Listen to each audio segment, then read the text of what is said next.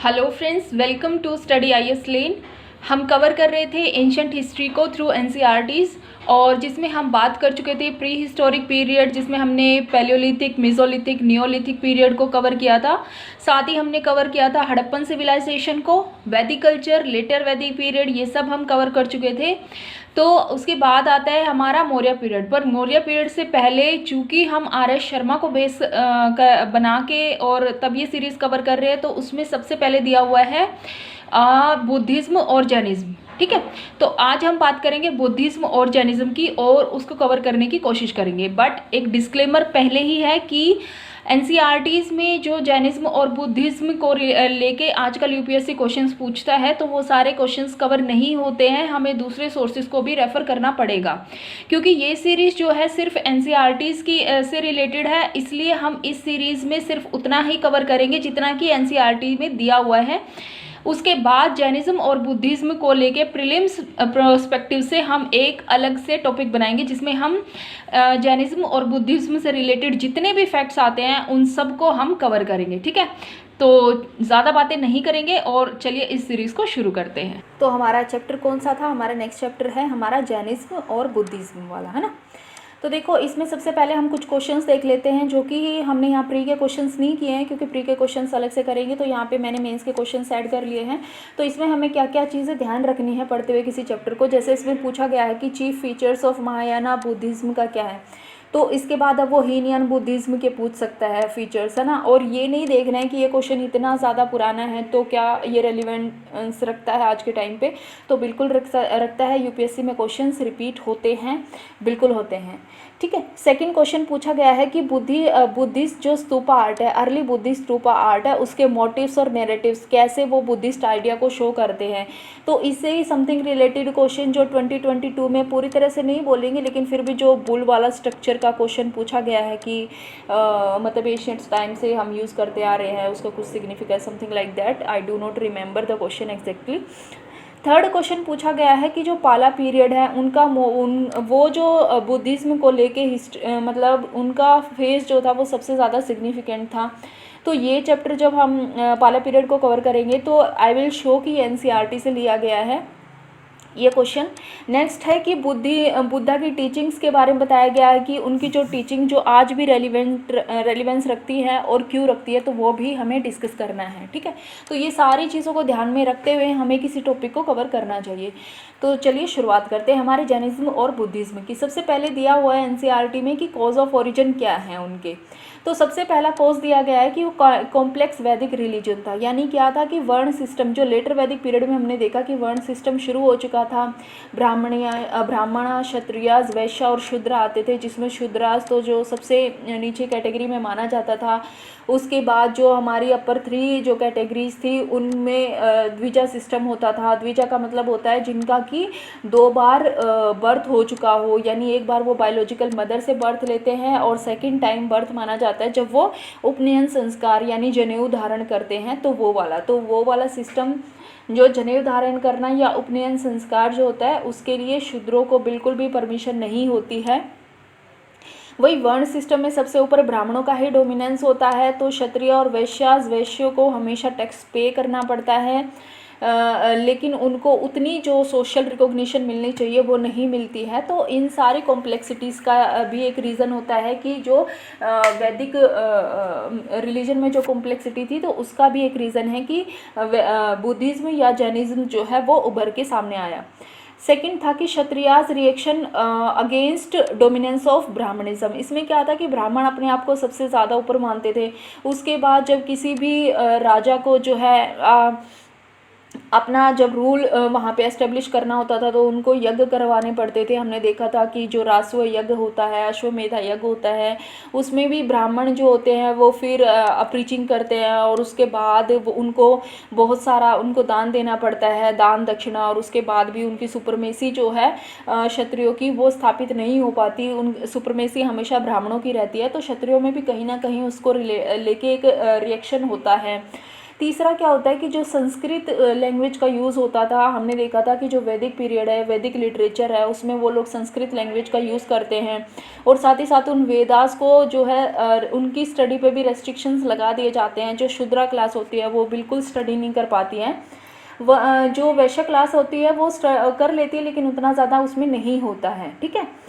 लेकिन real cause उस time पे क्या माना गया? रियल कॉज माना गया है कि जो हमारे क्योंकि हमने ये देखा कि जब हड़प्पन सिविलाइजेशन से वैदिक पीरियड और उसके बाद लेटर वैदिक पीरियड की बात करते हैं, तो वहाँ पे मतलब ईस्ट की तरफ जो है शिफ्ट होना शुरू हो गए थे, यानी गंगेटिक वैली में शिफ्ट होना शुरू हो गए थे। और जेंजेटिक वैली यानी एलुवियल प्लेन, और यहाँ पे अगर हम देखेंगे छोटा नागपुर पठार वाला रीजन, अगर हम देखेंगे बिहार या प्रेजेंट डे झारखंड वाला रीजन, जो उस टाइम पे वहाँ पे आयरन माइंस मिलती थी, तो आयरन का आविष्कार वहाँ पे हो चुका था, तो फिर उसके लिए एग्रीकल्चर इकोनॉमी की ज़रूरत थी। अब उसमें क्या था कि जो लेटर वैदिक पीरियड में हम देखेंगे कि जब वो बहुत सारे उस टाइम पे सेक्रीफाइसेस करते हैं, तो उन सेक्रीफाइसेस में जो कैटल्स होती है उनकी किलिंग बहुत ज़्यादा हो जाती है। तो उसके बाद क्या होता है कि दो होते हैं, जो ट्राइबल कम्युनिटी वहाँ पे लोग रह रहे होते हैं वो भी जानवरों को मार देते हैं। क्यों मार देते हैं? वो अपने खाने के लिए मार देते हैं, कुछ सेक्रीफाइसेस के लिए मार देते हैं, इसलिए एनिमल्स की कमी हो गई थी। और अगर एग्रीकल्चर इकोनॉमी की बात करें उस टाइम पे, तो ऑब्वियस सी बात है कैटल्स जो होती हैं उनकी ज़रूरत ज़्यादा थी, इसलिए भी उन कैटल्स की किलिंग को रोकने के लिए भी जो है जैनिज्म और बुद्धिज़्म जो है उसका एक ओरिजिन हुआ था, ठीक है। उसके बाद था जो वैश्य क्लासेस थी, ये जैसे मैंने बता दिया था कि वैश्य क्लास क्या थी, वही इकलौती थी जो टैक्स पे करती थी उस टाइम पे। लेकिन फिर भी जो ब्राह्मणिकल ग्रंथ थे जैसे धर्मसूत्रास था, उसमें ये कहा गया था कि जो अगर कोई मनी लैंड करता है इंटरेस्ट पे, तो उसको मना किया गया था कि वो नहीं कर सकते हैं। और तो इसलिए वैश्यास को क्या था कि उन्होंने उनको उतनी सोशल रिकॉग्निशन नहीं मिल पाई जितनी उनको मिलनी चाहिए थी, ठीक है। तो इसलिए इन्होंने भी जो है इसको बुद्धिज़्म को भर भर के दान दिए हैं, ताकि जो है ये चीज़ें ख़त्म हो पाए। और बुद्धिज़्म ने या जैनिज़्म ने इस चीज़ को रिकॉग्नाइज़ किया है। और आप देखोगे कि आजकल के टाइम पे भी हम प्रेजेंट डे में जो जैनास पीपल होते हैं उनके पास वेल्थ बहुत ज़्यादा है ना। तो उसके बाद हम पहले बात कर लेते हैं जैनिज़्म की। तो जैनिज़्म में जैसे हमको पता है वैसे 24 तीर्थंकर्स होते हैं, ये सब कुछ। तो यहाँ पे क्या होता है, जो सबसे इम्पोर्टेंट होते हैं इनके, वो होते हैं महावीरा, जिसका जन्म होता है कुंडलग्राम वैशाली में 540 BC में होता है। एक्चुअली ये ज़्यादा ना मतलब इतना ध्यान देने की ज़रूरत नहीं होती है, क्योंकि जब आप अलग अलग बुक्स को देखोगे तो आप ये पाओगे कि अलग अलग डेट्स दी गई हैं, है ना। तो बस मैंने वो डेट लगाई है, रखी है यहाँ पे जो NCERT में दी हुई है। साथ ही साथ इनके जो फादर थे वो थे हमारे सिद्धार्था, और जो इनकी माँ थी वो थी त्रिशाला। तो ये इनके पेरेंट्स थे। इनकी माँ जो थी वो लिच्छवी किंग जो चेतक है उनकी सिस्टर थी। तो इससे ये भी पता चलता है कि महावीरा के कई बार ऐसे क्वेश्चंस आ जाते हैं कंटेम्प्रेरी टू बुद्धा या महावीरा, तो ये जो यहाँ से आ जाते हैं लिच्छवी जो किंग होंगे उस टाइम पे, तो यहाँ के लोग जो है कंटेम्प्रेरी टू महावीरा मिलेंगे। फिर इनकी शादी हो जाती है, तो इनकी वाइफ का नाम होता है यशोदा। ये ध्यान देने वाली बात है, क्योंकि जब हम बात करेंगे ना बुद्धिज़्म की, तो बुद्धा की जो मदर है उनका नाम यशोधरा होता है, तो थोड़ा सा कंफ्यूजिंग है, ये याद रखना इसको। साथ ही साथ इनकी एक बेटी होती है प्रियदर्शना, और इसको क्यों रिमेंबर करना है, क्योंकि जो इनके हस्बैंड होते हैं जमाली, वो फर्स्ट डिसाइपल बनते हैं महावीरा के, ठीक है। फिर इन्होंने क्या किया कि 30 साल की उम्र में इन्होंने अपना घर छोड़ दिया। 12 साल तक ये एस्थेटिक साधु की ज़िंदगी जीते हैं। उसके बाद जो होती है 30th ईयर ऑफ पेनांस पे ये क्या इनको यानी 42 साल की उम्र में कैवल्य प्राप्त होता है। कैवल्य जिसको बोला जाता है सुप्रीम नॉलेज। और ये कहाँ प्राप्त होता है, तो रिवर का नाम रखना याद रखना ज़रूरी है। रिजुपालिका रिवर पे होता है। टाउन का नाम भी याद रखना ज़रूरी है। यहाँ पे जिरम्बिक ग्राम में इसको मिलता है। साथ ही साथ वहाँ पे भी एक फील्ड में इनको ये ज्ञान मिलता है, और जो फील्ड होल्डर्स होते हैं उसका नाम क्या है, तो उसका नाम है समागा। तो ऑब्वियस सी बात है, ये छोटी छोटी चीज़ें हैं बट आपको याद रखनी है। तो यहाँ पे इन्होंने क्या कहा कि कैवल्य क्या है, कि जो कैवल्य कौन हुआ, जिसको सुप्रीम नॉलेज है, कनकरड जिसको बोला जाता है, जिसने अपनी मिजरी को कनकर कर लिया है, हैप्पीनेस को कनकर कर लिया है। तो इसमें भी दो नाम फिर दिए गए, जैसे जिना बोला गया महावीरा को, और जो जैनास बोला जाता है यानी जो ले फॉलोअर्स होते हैं जैनिज्म के, तो उसको बोला गया जैनास, ठीक है। उसके बाद क्या हुआ कि उसने 30 साल तक जो है अपने रिलीजन को फैलाया, और ये मिशन कहाँ कहाँ पे ये गया, मतलब तो वो गया कोशाला, मगधा, मिथिला, चंपा जैसे ये अब याद रखने ज़रूरी है कि ये किस किस प्लेस पे विजिट करता है। तो ऑब्वियस सी बात याद रखनी है। एक मेरे को ईयर याद नहीं है, बट एक क्वेश्चन पूछा गया था कि बुद्धा से रिलेटेड, कि बुद्धा की लाइफ साइकिल से रिलेटेड प्लेसेस के बारे में बताना है। और ये क्वेश्चन एक बार नहीं 2 बार यूपीएससी ने पूछा था और सेम रिपीट किया था। तो ऐसा ही जैनिज्म के बारे में वो पूछ सकता है। तो आपको याद रखना है कौन कौन से जन्म उससे जुड़े होते हैं। तो कोशाला, मगधा, मिथिला और चंपा। फिर इसकी डेथ हो जाती है 72 ईयर्स की एज में 468 बीसी में पावापुरी राजगीर में। अब अगर हम बात करें कि इसके डॉक्ट्रिन कौन कौन से हैं या पंच महाव्रता की बात करें, तो देखो इनके क्या है कि यहाँ पे इनके पंच महाव्रता कौन कौन से हैं कि आपको वॉयलेंस कमिट नहीं करना है, यानी अहिंसा वाला, आपको झूठ नहीं बोलना है, अस्तेय वाला, do not steel, do not acquire, property acquire नहीं करोगे आप, ब्रह्मचार्य आप जो है वो आप ऑब्जर्व करोगे। तो जो हमारे जो अहिंसा वाला होता है या अस्तेय वाला होता है, प्रॉपर्टी होल्ड नहीं करने वाला होता है, स्टील नहीं करने वाला होता है, ये चारों तो डॉक्ट्रिन जो होते हैं जो पहले के हमारे जो जैन तीर्थंकर आए होते हैं उन्होंने दिया होता है। लेकिन जो लास्ट वन वाला होता है, ये लास्ट वन वाला किसने दिया होता है, ये दिया होता है महावीरा ने। तो ऐसा बोला जाता है कि जो महावीरा के प्रीडेसेसर हैं जैसे कि पार्सवा, ये क्या कहते हैं, ये अपने फॉलोअर्स को कहते हैं कि आप अपनी body part, upper body part, lower body part दोनों को कवर करके रखो। इन्होंने प्रॉपर ये चीज़ बोली थी। लेकिन महावीरा ने बोला कि अगर आपको लाइफ एंड बर्थ के साइकिल से बाहर निकलना है, आपको कैवल्य ज्ञान प्राप्त करना है, तो इसका मतलब ये है कि आपको अपनी सारी जो मिजरीज हैं, सारी हैप्पीनेस है, उनको आपको कनकर करना पड़ेगा। और इसके लिए जो है आपको अपने पूरे जो क्लोथ्स हैं उनको त्यागना पड़ेगा। और ये भी ध्यान देने वाली बात है कि जब ये जो 12 साल तक जो है ध्यान लगाते हैं, ज्ञान प्राप्त करने की कोशिश करते हैं, तो ये बोला जाता है कि उस टाइम पीरियड के दौरान ये अपने कपड़े कभी नहीं चेंज करते, और एक गांव में 1 दिन से ज़्यादा कभी नहीं रहते, किसी टाउन में ये 4 दिन से ज़्यादा कभी नहीं रहे हैं। ठीक है। और उसके बाद जब इनको ज्ञान प्राप्त हो गया है तभी इन्होंने 12 साल बाद अपने वस्त्रों का त्याग कर दिया है। और जो ब्रह्मचार्य वाला जो हमारा 5th इनका जो पंच महाव्रता में जो 5th महाव्रता बोला जाता है, उसी के बेसिस पे ये आगे चलकर श्वेतांबर और दिगंबर में जो है डिवाइड हो जाते हैं। ठीक है। अब इनकी अगर हम कुछ टीचिंग की बात करें तो क्या चीज़ इन्होंने बोली है, तो देखो इन्होंने सबसे पहले अगर क्वेश्चन आ जाता है रिकॉग्निशन ऑफ गॉड, कि भगवान को ये मानते हैं, तो ऑब्वियस सी बात है ये भगवान को मानते हैं।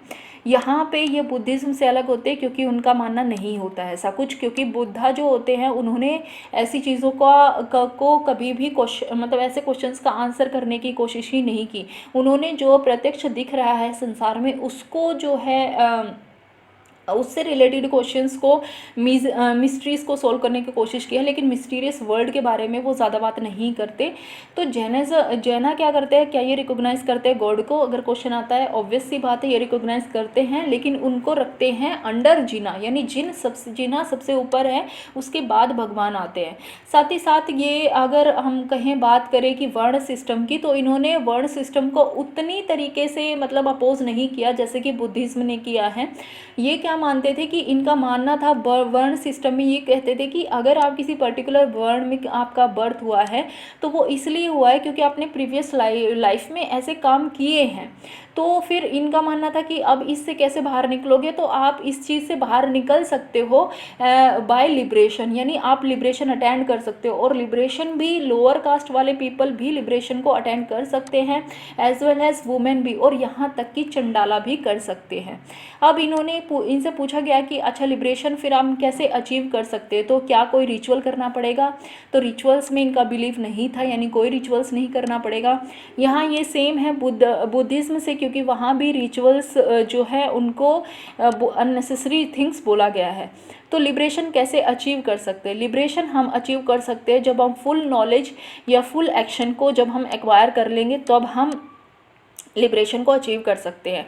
तो इसके लिए लिबरेशन अचीव करने के लिए जैनिज्म में 3 जेम्स या 3 रत्नास दिए गए हैं, फुल नॉलेज, फुल एक्शन या फेथ, लिबरेशन, या फिर उसको बोलते हैं हम कंडक्ट। ठीक है। तो full knowledge, full faith, full conduct आ जाए तब भी ठीक है, full knowledge, full action, liberation आ जाए तब भी ठीक है। फुल नॉलेज का मतलब क्या है कि भगवान नहीं है, अगर है तो जिनसे वो नीचे है। दूसरा क्या है कि हर क्रिएचर की सोल है, चाहे वो चंडालाज है, चाहे वो आपके लिविंग क्रिएचर है, नॉन लिविंग क्रिएचर है, उनकी अपनी सोल है।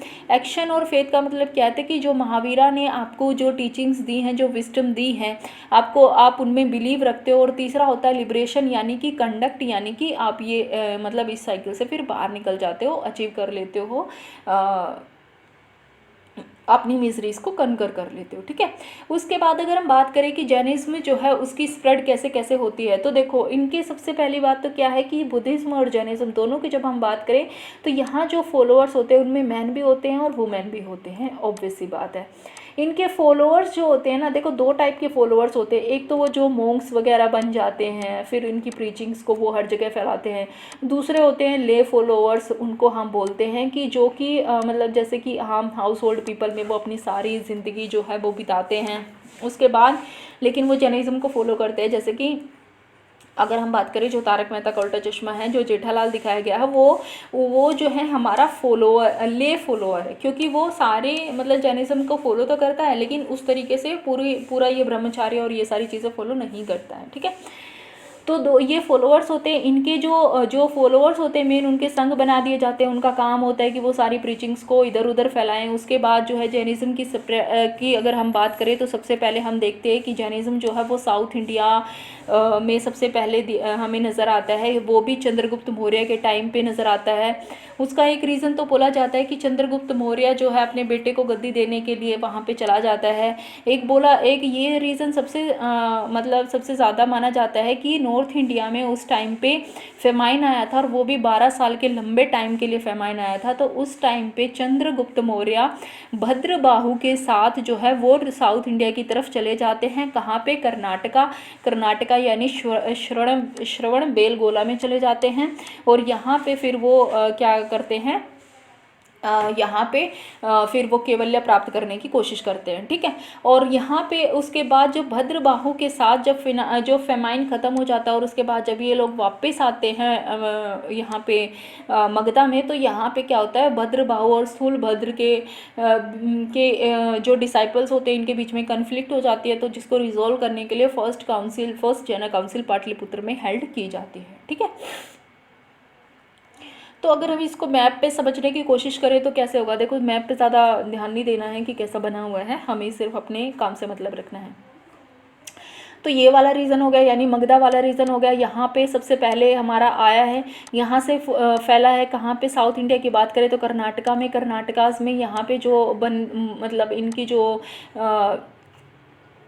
एक किस्म से ये टेम्पल्स या जहाँ पे भी ये प्रीचिंग वगैरह करते तो उस प्लेस को बोला जाता है बसदी, जो कि यूपीएससी ने क्वेश्चन पूछा है।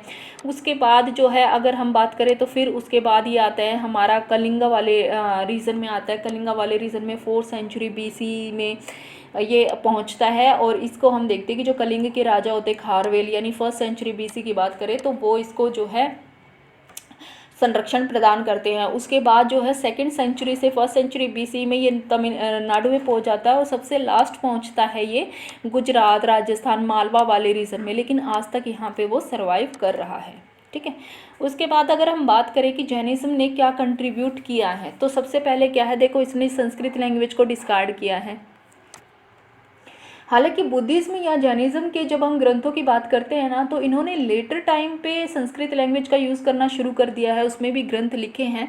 लेकिन अर्ली पीरियड में इनका जो कंट्रीब्यूशन कहे या फिर ये कहें कि ये क्यों फैले, उसका रीज़न ही ये था कि इन्होंने लोकल लैंग्वेज को यूज़ किया संस्कृत लैंग्वेज के बजाय। क्योंकि संस्कृत लैंग्वेज के लिए तो ये था ही कि ब्राह्मण क्षत्रिय जो होते हैं वो वेदास को रीड कर सकते हैं, शूद्रों को तो बिल्कुल ही मतलब अधिकार नहीं था, और चंडाल जो बिल्कुल लोअर कैटेगरी में आते थे उनको भी कोई अधिकार नहीं था। तो इन्होंने संस्कृत लैंग्वेज को डिस्कार्ड किया।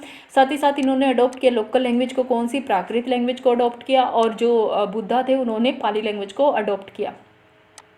हालांकि ये 6th क्लास के एनसीईआरटी में दिया हुआ है कि बुद्धिज्म ने प्राकृत लैंग्वेज को अडॉप्ट किया, बट आई थिंक वो एक मिसप्रिंट है और ये यूपीएससी का क्वेश्चन भी पूछ चुका है, तो हमें इस चीज़ को याद रखना है। दूसरा क्या है कि इन्होंने रिलीजियस लिटरेचर लिखे, बहुत सारे रिलीजियस लिटरेचर वो लिखे अपने अर्धमगधी में, तो यानी कि ये लैंग्वेजेस के जो दूसरी लोकल लैंग्वेजेस हैं उनकी स्प्रेड में या फिर उनके ओरिजिन में इसका बहुत रोल रहा है। ठीक है, अर्धमगधी में इनके रिलीजियस लिटरेचर लिखे गए, कहाँ पे लिखे गए, तो वल्लभी में लिखे गए जहाँ पर इनकी सेकंड काउंसिल होती है। 6th सेंचुरी एडी में लिखे गए गुजरात में। उसके बाद है यहाँ पे कुछ इनसे रिलेटेड, जैसे कि अगर हम बात करें जो प्राकृत लैंग्वेज है उससे निकल के आई हमारी सूरसेनी लैंग्वेज और जिससे निकल के हमारी मराठी लैंग्वेज आई है। ठीक है, साथ ही साथ इनके लिटरेचर जो है कन्नड़ लैंग्वेज में भी लिखे हैं, यानी कन्नड़ लैंग्वेज को फैलाने में भी इनका योगदान रहा है। अब अगर हम ये देखें कि किस किस ने इसको पैटर्नाइज किया है, तो ये चीज़ हमें बिल्कुल याद रखनी है। मौर्य डायनेस्टी ने इसको किया है, तो हाँ किया है।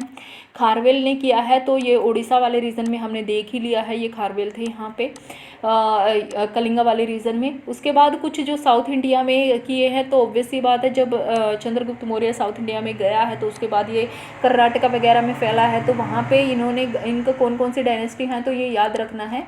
गंगास, जैसे कादम्बास, चालुक्य हो गए, राष्ट्रकूटास हो गए, तो इनके टाइम पे अगर आप देखोगे तो सबसे ज़्यादा दिखता है आपको। फिर अगर हम काउंसिल की बात करें तो देखो फर्स्ट काउंसिल जो होती है वो हमारी कहाँ पे हुई, तो पाटलिपुत्रा में फर्स्ट काउंसिल मानी जाती है। स्थूल बाहु के नेतृत्व में मानी जाती है। जो स्थूल बाहु वो थे जो फेमाइन के टाइम पे जो है मगधा में ही रुक गए थे। ठीक है, और ये 3rd सेंचुरी BC के टाइम पे हुई है। सेकंड काउंसिल जो हुई है वो हुई है वल्लभी में, यहाँ पे जो ये हुई है 5th सेंचुरी AD में, और इसके लीडर कौन थे, तो इसके लीडर थे देवार्धी कश्मारामन। ठीक है, उसके बाद क्या है, सेकंड काउंसिल इसलिए इम्पोर्टेंट हुई है कि यहाँ पे जो जैन लिटरेचर है जिसमें 12 अंग उपांग ये सब बोला जाता है, स्पेशली 12 अंग अगर कहीं पे आ जाता है तो उसका मतलब होता है जैन लिटरेचर, तो वो यहाँ पे फाइनल कंपाइलेशन उनकी यहीं पे होती है। ठीक है, तो आज के लेक्चर में सिर्फ इतना ही। जैनिज्म की हम बात कर चुके हैं, बुद्धिज्म की बात करेंगे हम नेक्स्ट वीडियो में। अगर आपको ये वीडियो पसंद आया है तो हमारे चैनल को लाइक, शेयर और सब्सक्राइब करें। मिलते हैं नेक्स्ट वीडियो में। Till then, thank you, bye bye.